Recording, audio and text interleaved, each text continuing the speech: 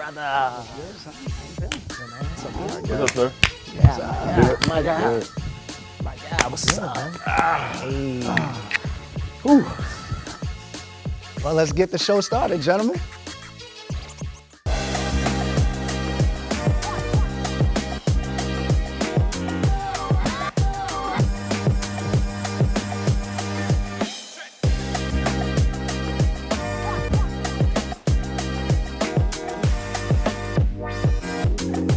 Welcome to the premiere of Mentality. It's where real talk meets real life. We have a bold roundtable of men sharing unfiltered perspectives on life, love, leadership, and legacy. From mental health to money, faith to fatherhood, no topic is off limits. It's real, raw, and hopefully refreshingly human. We hope you join us every episode because we're going to have great conversations. We hope you laugh with us, and we hope it provokes you. We're also going to be bringing on some amazing guests, and you might even see us in your neighborhood. But first, this show all started with the casting call. Let's take a look.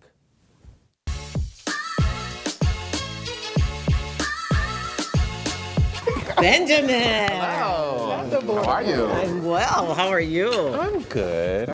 What's your theme song? And sing me the first verse. It's not the diamond. Yeah, you thought that. It's not the pearl. I'm just that bro. Hi, folks. My name is Benjamin Coy. My theme song. They say this is a big rich town. Yeah, but I just happen to come up hard. I don't know the words, but I'm freestyling. My name is Majan Cradle, but everybody calls me MC. Butterfly in the sky. I can fly twice as high. So I am Elwood, aka Mr. Class with a K, because everything is always done in decency and in order. Summertime. My name is Donnell Stringfellow. I'm from Southwest Washington, D.C. I am Jason Miller. I am a stand-up comedian. I do stand-up comedy. I do comedy skits and things like that on social media. Is it okay if I go by Backpack Jeff? Or you can just call me Jeff. Jeffrey just seems like real formal and long. I've been married before, I've been divorced, I'm a parent, I'm a leader in the workplace. Welcome to the good life. I mean, every day I wake up is a blessing. Yeah. So I feel like, good life will be playing as I'm walking in. And man, looking back at those casting calls, it is hilarious. I'm checking mine out. I said, welcome to the good life. This is the good life for real. I remember when I saw the promo for this casting call, I thought to myself, nah, this is for me. One, I just love having a great conversation. And two, I was like, it's probably going to be other men that are going to be dropping knowledge, dropping gems. And I'm a big proponent of iron sharpening iron. So, man, it's a joy to be able to share this with y'all. What did you think, man? I gotta say, for me, so a friend sent this to me, and some of y'all might be the same way. They saw the ad, and it was like, yo, MC, this would be great for you. So I go and I do it, and getting here, I don't know, I was kind of nervous. I haven't been nervous for some things in a while, but I was just like, what they going to think of me, man? What they going to think? But I'm just really glad I answered it, to what you said, to be able to be in a space of men from different backgrounds and perspectives. And I'm the youngest here, so be able to take in knowledge from older gentlemen from all walks of life, divorced, married, military, other Greeks. I don't know, it was just cool. It's a cool space to be in, especially always being around younger folk. It's nice to be around older folk to kind of soak in that knowledge for real. But you got me old, bro. So let's well, talk I mean, for me, it's a little different because people call me when they said, want somebody opinionated, well-versed, and spiritual. That was me. So when I got that call, I was like, let me go check it out. I literally found out the day of the casting call. Wow. I said, let me go check it out and see what happens, Yeah, absolutely, man. I'm kind of fitting in the space of all three of y'all, man. For me, I've been in the arts for a while. I've been doing my own thing, doing music, doing a clothing brand, doing a little bit of acting here and there as well. But I always felt that if I could do something that was really going to put the needle on it, it was to be a host, man. So I kind of looked up to the Terrence J's and all those people that kind of crossed over and was able to do it. So when I got the casting call, my wife sent it to me. She was like, this is definitely it for you. And I saw it. I was at work, kind of down and out at my desk, having a bad day. I was like, you know what, man? I'm going to make it. It was raining that day. It was raining heavy. Raining hard. Yeah, it was raining heavy, man. But I was like, you know what? I'm a go. Look at us now, man. So what about you? Man, I love that. I gotta first say, I do real estate first. He said, I let me just know. started comedy, everything. I mean, I think that's the, one thing I did say about it, but at the same time, like, I love comedy, I love laughing, but a friend of mine sent this to me, was like, yo, they doing this casting call, you need to go. And just like you, I was literally on the road from work, a real estate transaction, and I was like, I'm gonna just go. And I actually popped up, saw some faces I'd seen before, and he was like, what are you doing here? And I was like, hey, and somehow, here we are together again, so I'm, seeing Trail again. And we had talked about, funny thing, me and Trail had talked about collaborating on something, and here we are, we found it out. We got God work. Collab is It here. might be a good opportunity just to say a little bit more about ourselves. I mean, just real quick, just to share it with y'all and with the audience. Hey, I've been in the Air Force for 21 years, man. I'm still rocking and rolling. So having a camaraderie of men, I mean, Air Force, military at large, it's like 85% men. So it's kind of norm, and just something I always enjoyed is just chopping it up with other men. What about you, man? Just a little bit of background for a second. For me, it's a combination of a lot of things, different walks of life.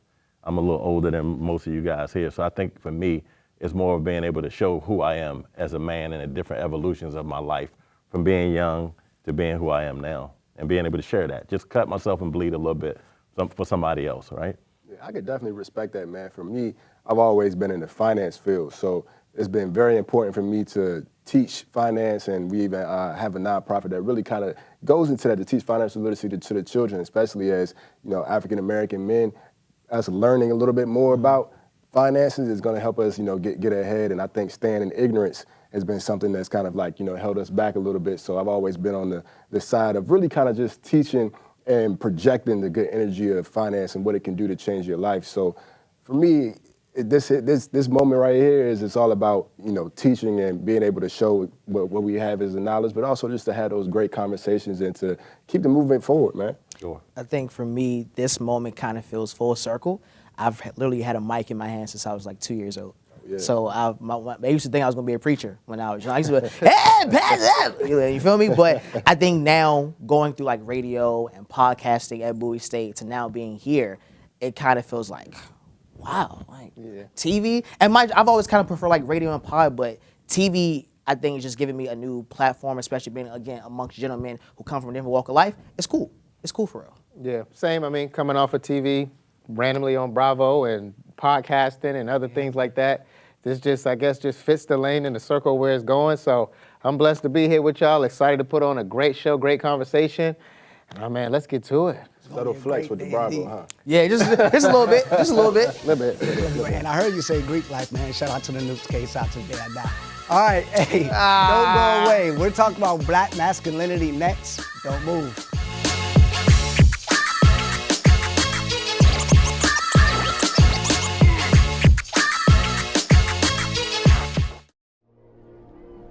Our individual voices are powerful, but not everything has a voice.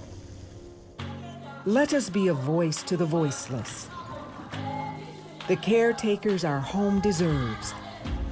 If there's one thing we've learned, it's that when we all come together, the sky is the limit. It's time to speak up for nature. Black masculinity is not violent, it's starving. What you're seeing, the outbursts, the distance, the shutdowns, the rage, is not because he was born hard. Right, I just want people to understand. It's because he was never fed. What is your definition of masculinity? It's balanced, isn't it? There's strength and there's vulnerability. There's awareness and then there's acknowledgement of ignorance. A big part of it is kindness, right? Use of power, gentleness. These are masculine characteristics. I think black men need to recognize the fact that one of the reasons we have so much conflict with black women is because we don't operate on a masculine platform with our women all the time. We tend to operate on a female platform. Raised by single mothers, many of us, we reflect right back to them that emotional trauma that they throwing on us. So in essence, you have two females arguing, although one is in a man's body. Masculinity don't operate like that. Masculinity wants to understand where the woman is coming from. Masculinity wants to then intervene, study himself, evaluate his behavior, and try to level up to where she needs him to be. But the world has evolved, and so should the characteristics of who you are as a man. You need to be a provider. You need to be a protector. But you also need to be able to vocalize emotionally, I'm hurt. You also need to be able to have a safe space as a man to cry because you've been hurt and not be judged or made to look weak because you said, I am hurt. Man, I don't know where we get started, fellas. Like what I heard right there, I heard a lot of anger. I heard people trying to promote their own values and podcasts. But let me just start with what I feel black masculinity represents. For me, black masculinity in its general is not who you are, is what you exude, right? Mm-hmm. And for black men, we already know the struggles that we have. When we begin to operate this from a masculinity perspective, we want people to perceive us being confident, being a king, being a protector, being somebody who can be in our community and be respected. Mm-hmm. I think personally, you got to command that respect also, though. I think we're in this space of where it's kind of like he was saying, going back and forth, arguing and things like that. You have to understand your position in certain rooms where all of the, I'm going to argue, I'm going to scream louder than you do, like all of that stuff, it kind of go back to the military, like having some know-withal to say, you know what, let me just take the higher role because that's a different person or woman, a species or whatever, they operate differently, so I have to operate differently to maintain the masculinity of just the conversation or just my life in general, because it is so many other things that go into place that is judging this, our fashion, our style, the social media, all these things are in place, so you really have to be one within. Definitely, man. I mean, I couldn't agree more with both of your points. For me, it's also taking those things and then putting it inside self-awareness, right? Just being emotionally aware of who you are, what you're doing, you know, like you said, exuding that sort of confidence and whatnot, but also being able to be vulnerable, you know, being able to put yourself in a position where you can talk to your homie, you can talk to your wife or your spouse or whomever, and being able to understand really who you are as at the core, and making sure that gets out and that gets known. I think that's really what masculinity is about, and not fitting yourself into this box of what the world tells you to do. You know what I mean? So that's kind of what I think about it. I think that one of the biggest things, and Jonathan Majors, he mentioned it within what he was saying, is gentleness. I think a lot of times as men, because of what life has bestowed upon us, especially black men, having to be the hard soldier to protect the family, protect the wife, protect the kids. I think in that you lose part of your gentleness. And like, it's not necessarily saying like, oh, you have to be super duper gentle, be a feather, but it's understanding that there's balance to it. It's not always having to wear tough skin. Sometimes it's coming home, taking off that armor and just resting. And even as men, checking up on other men in that, like, yo, bro, when you talk to somebody like, yo, bro, what's up? You good? Oh, yeah, I'm great. And then you go about your day. You don't talk about, you feel me? Like, actually asking, yo, are you good? Like, Trell, are you good? What's really going on with you? What's really happening? I think a lot of times we just skate over that because as men, we're so used to, you just got to thug it out. Yeah. You just got to keep it going. You just got to thug it out. But I think understanding that gentleness, that's where real power comes from. Big facts, man. And trying to thug it out, so to speak, and suppressing those emotions, that's where it could turn into outbursts. You know, and that's where it could turn into mental health issues. But going back to those clips, man, there's things I agree with, things I don't agree with. Here's some of the facts, man. From research I've done, I've learned in our community, we have about 66% of our youth are being raised by a single mom. There are masculine men who are raised by single mothers. So it was like, Dr. Umar mentioned something like that. Yeah. I don't think that has anything to do with how masculine you could be. Correct. Now, my opinion on masculinity, I believe that you should take ownership in being charged to provide. Take ownership in being charged to protect, to lead, to love. And with that ownership, I believe that's the true essence of masculinity, coupled with allowing yourself to experience the range of human emotions. And that's why I agree with Jonathan Majors was talking about. Like, yes, you can be the leader and a protector and you got this and you don't show too much vulnerability, but on the other end of the spectrum, you're human, bro. Yeah. You're not a robot. So I enjoy everything everybody said. But let me wrap it up with this right here, right? I'm a man, I have daughters, right? And I believe that a woman's femininity is derived from her father's masculinity.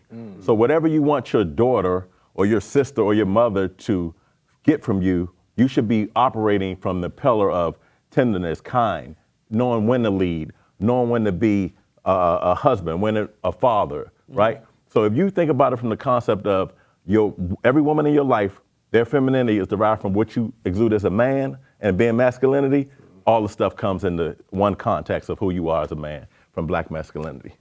I think there's still space in there to find balance.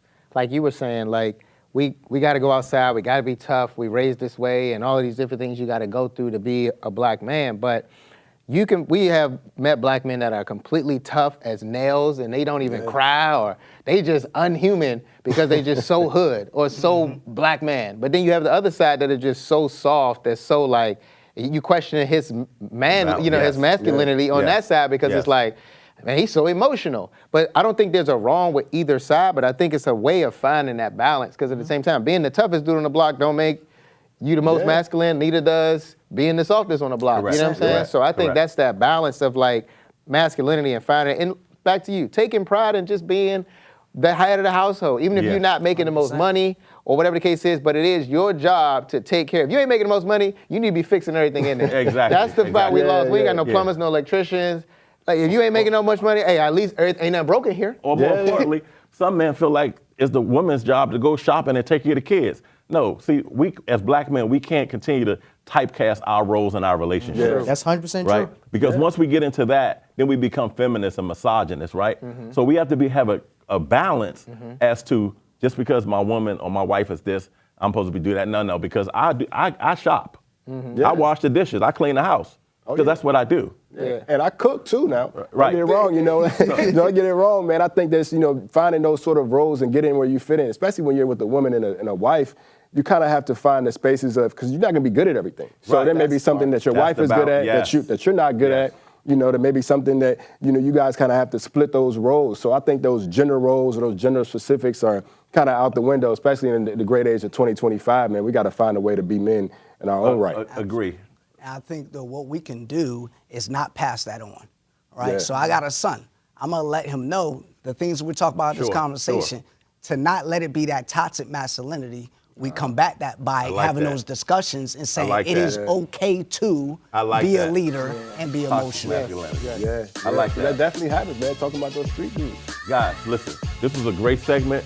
We're going to continue to bring up these type of topics. I like controversy. I like realism. But hey, this is a good topic, guys, this section. Food donations from the pantry help my family enjoy the holidays. We all want a holiday filled with joy, but 1 in 5 children in America face hunger. Together, we can make the holidays full. Giving is a part of our holiday tradition, but it's also part of our all-year-round tradition. Join families like Heather's this holiday season and give hope, love, and meals. Let's end hunger together. Join the movement at feedingamerica.org. With the help of my VA care team,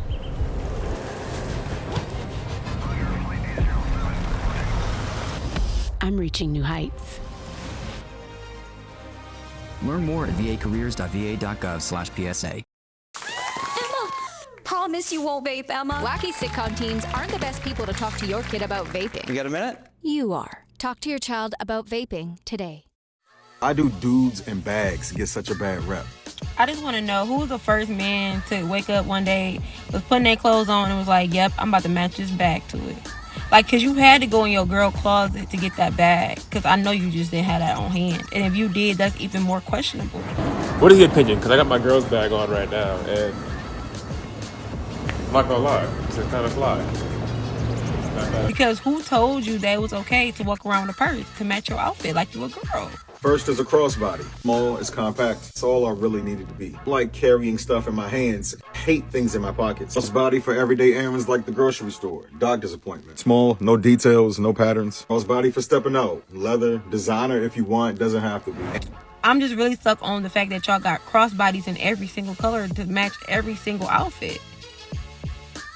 Like, where is the masculinity? Like, I'm tired of we about to go purse shopping together at this point. I can't tell. Is men with bags? Is that weird? Man, so y'all know men been sporting man bags for centuries now, right? I think in the clip, they definitely showed a little bit of just one style of bag, but, we also saw in the clip from the casting call that there was another bag for the seat, so I think that we have to really clarify what's considered a bag, what's considered a briefcase, what's considered, a purse. Exactly, man, because I think that, it's different vibes, man, it's different vibes. You on vacation, you walking around, you know what I'm saying? A nice little satchel is okay. Yeah, you're going to work, you got a briefcase, that's perfectly fine. But if you're rocking your girl's bag, I don't know about that one, man. Don't steal your wife's bag. That's a little extra to be rocking the Telfees. Like, yo, babe, we matching Telfees out here. Don't But do that. if you somebody, here's one. Okay, I think if you just put the bag over the shoulder like that, that's where it starts getting it could be misinterpreted. Me, I have a bag, but I also have a camera. So I carry my camera equipment, my iPad. So it goes from like the strap and then the actual bag's on this side. That looks a little different than you just holding it the one and just. It's got purpose. You working. That's not even Mercy. That's more like Percy. That's when it came out, the first thing I said was we rocking Mercers now. I'm still a wallet guy, but I have a camera. I do a lot of vlogging and things like that. So I think the camera bag is necessary. I think if you have a woman, put all your stuff in her bag. So hold on. Put your stuff in her bag. I personally put it in her bag. have a crossbody, right? For my phone and all that kind of stuff, 100%. right? But I also think it goes back to the fashion aspect of it. It right? is some fashionable Because ones. even in America, we've become more metrosexual-ish, and people have taken it to another level to where it's those purses and not merces. To that point. We got collections. I got to hear what Trell got to say about this. Let's go. Hey, man, there's a way to do it. Tell us how to do everything. I mean, Tell to us how my to do John's point, man, if you got over the one shoulder and you sashaying and all of that, it just don't come across as masculine because the young lady said masculine. I agree, the crossbody. If I'm traveling through the airport, I don't like a ton of stuff in my pockets. Right. I'm going to have a fly crossbody, and I'm going to rock it fly. Does it matter how much you spent on the bag? So if we Birkin bagging it, I mean. But see, you heard what the young lady said. You wearing a certain type of bag, people could be misled by, whether you, whatever, right? And I get that, but it goes back to what Trell just said, right? It's how you carry it, how you, because it was fashionable. Now I'm not gonna have 10 different Louis Vuitton bags matching my whole outfit, right? I'm not gonna do that. Yeah. Well, you said they've been doing it for centuries. I mean, way back in the day, the history of it, I had to do a little history, a little research, you know what I'm saying? Apparently, this is before folded money. So everything was coins back in the day. Sure. So it was In a bag of heavier coins. to transport your bread, transport your money. So the dude normally carried the bag. You should have all coins. You should have a lot of coin. So it's no matter how much coin you got. Yeah. I remember being in South Korea. I lived there for a year. And when we would go out at nighttime, you would see a man and a woman dressed up. And the man always was carrying a purse, but it looked like a woman's purse. I didn't know what it was. Yeah. He didn't need his woman carrying anything heavy. I was Okay. like, that's So interesting. that's But it's different when you by yourself and you got the purse. But That's again, I spent 3 years in Europe, right? Years ago. And I realized that, again, it goes back to the European style has now infiltrated in America. True. Definitely. Then that's what I said. That's that fine line of, but what's metrosexual? Are you operating from a perspective of people could say, does he like men or does he like women? Or you're carrying it from a fashion perspective and you're exuding that masculinity that we talked about. So as though there's no more question. All right, I know y'all want to stay on the Merces long, but since Neo has revealed he's been in an open relationship with several women, all kinds of people have come out the closet and, coming out now that they're poly. So let's take a look real quick. I just stopped by to let you know, if you in a relationship and your partner come talking about opening that relationship or some ethical non-monogamy, I can guarantee they either know exactly who they want to bump bits with, like they know precisely the first person, and they gonna hunch on the first date too. They got it set up damn near already. They just don't want to technically cheat on you. So my husband and I decided to try something new and start an open relationship. And they don't want to break up with you. They don't want to lose access to you. They like what you do for them, like the benefits of being with you. They just don't want to actually be with you. I feel like in relationships, you just have to do what works for you, and I think this works for us. So they just want to open it so they can hunch somebody else. But like, technically, you can't say they cheated. So I'm gonna just have to, I guess, take this one first because it's a lot of air on the whole poly relationship and me being in one and things of that nature. Passed on the Bravo show. People that watched it know me and Ashley didn't work out because I opened up about being in a poly relationship in my past and not something I was looking for. And she was in a poly relationship and she said that's not something she's looking for. And neither was I, but she kind of held it over me like, nah, I can't touch that. But we're gonna get into the fact that I guess I've experienced it so I could talk a little bit on it. But I'll say from my experience is that it's a lot tougher than it seems. One, it's not, everybody thinks it's just about, having threesomes and doing this and doing that, right? It's a lot about open communication. It's a lot about being real with yourself and being transparent and understanding that as the man, it's really not about you at all. But the one thing I will say that she touched on is that what I want to say to everybody is that it's about finding what works for you. And does that work for me now? Is that something I'm looking for? No. But at the same time, I think any relationship is about finding out what works for you. Not with everybody, what's cool, whatever the case is, and being poly ain't cheap either. It's for Neo in the rich bracket. So hold on, you went back to Neo again. Let me just be clear. You said Neo in open relationships, right? Mm-hmm. That's kind of oxymoronish in the sense of open relationship. Does that mean I can come out and say I like women or I like men and come from that context? Because from my perspective, that could be misinterpreted. That's not the open they talking about. They talking about open as in other people in there. But if you want to bring other people into your relationship. I said the Neo only got women in here. But Neo, I don't know that man. I know he got 4 women tattooed his Yeah, face on him. He must be doing something right. I don't know. All I know is that, and maybe it's just me, that just seemed like a lot of work and time. Yo, I barely might have time to make it work with you if we not going strong, we getting in arguments, whatever. Now I got 2 or more I'm arguing with at the same time. I got y'all arguing, I gotta try to be the meat. I'm cool. Yeah. You just go to the other one if that's the case. Yeah, I'm but now what if they both acting funny? Now I gotta find refuge. Now I gotta make a square. It's not a triangle, it's a square. I'm cool. I'm cool. Yeah, and it's definitely not gonna work for me, man. I'm married, so I know my wife ain't having none of that. Right. But also too, man, and she mentioned too, if she's in a marriage, I also feel like, for me personally, it's a little bit of a religious aspect of it. Just making sure that you don't bring any sort of damage or any bondage into your marriage. Emotionally, yeah. So I think, absolutely. Spiritually, even, physically, man, it can tear on you, you know what I mean? So I think for me, it's definitely just something I wouldn't be interested in. But, salutes to the guys that do it, man. If y'all want to, get involved with a couple of women, you know what I mean? Trail smiling over there, but you feeling, man? Why you smiling, Trail? I'm smiling because you said religious, but when I spoke with men about this, they bring up Solomon. Well, he had 300 wives and 1,000 concubines. He was a king too. And it go to your point, and it go to your point. But he could take care of them though too. So let's be clear. Just dating in itself is not cheap, right? Especially in these 2025. Dating is expensive, and dating multiple, I think that's a rich man's sport. It just ain't for me. I like my ends where they at. Okay, I'm gonna spend it on one woman only.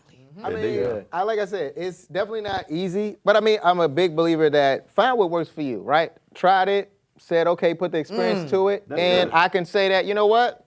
Hey, I got to experience it. I know it's not for me, but it was what it was, an experience. But I think so many men are confused with the fact of just that they're going to have these threesomes and it's going to be this. I think, listen, sex only 30 seconds. Speak for yourself.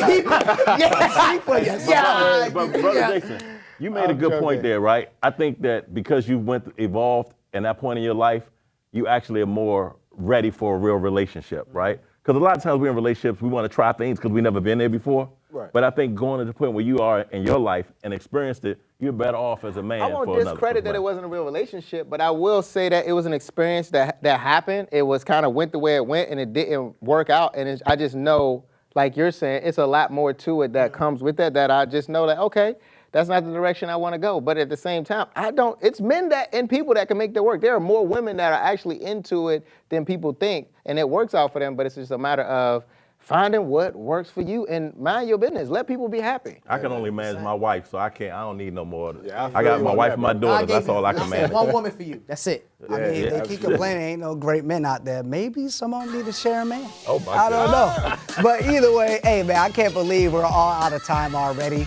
You're just gonna have to tune in and stick with us because we have so much more to talk about. Until next time, one love.